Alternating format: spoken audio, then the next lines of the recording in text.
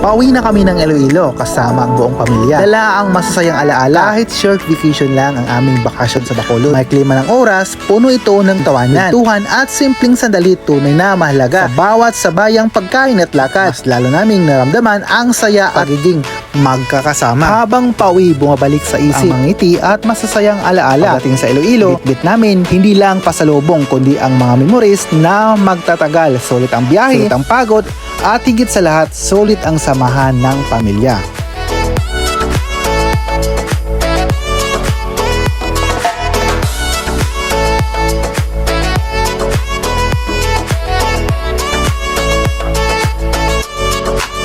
So yun guys, babalik na tayo ng Iloilo at mamaya-maya konti alis na yung barko natin. No?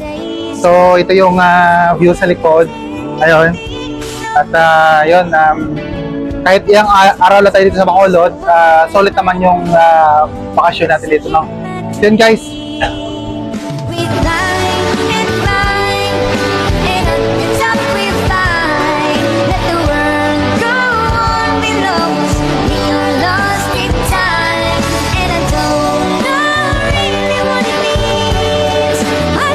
So alis na tayo guys. No, siguro less than 2 hours naman yung biyahe natin going to Iloilo. Yun. Medyo pawala-wala na konti yung init.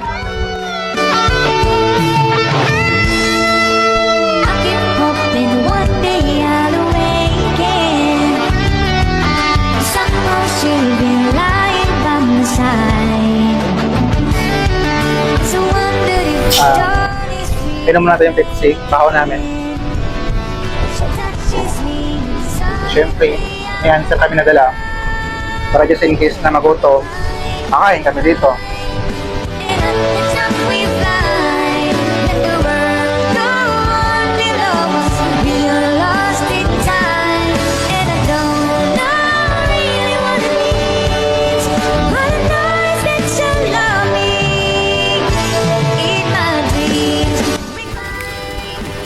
Dagdag pa rito, maraging espesyal ang biyahe dahil sa simpleng pagkakataong makapagpahinga mula sa araw-araw na responsibilidad sa Bacolod. Kahit saglit lang ang aming pananatili, sapat ito para makapag-recharge sa isip at sa puso. Ang bawat tawa ng bata, bawat kwento ng matatanda, at bawat sandaling magkakatabi kami ay papaalala kung gaano kahalagang oras na magkasama ang pamilya.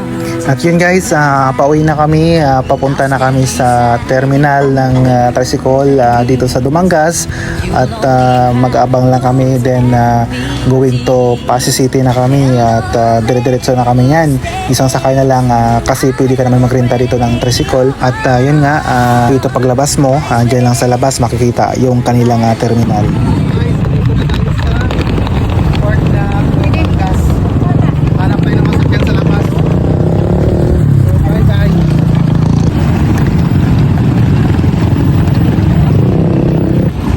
Galing dito, mag-rent tayo ng tricycle at yung per head dito is 120 going to Pututan guys. Ito, on the way to Pasig City na tayo.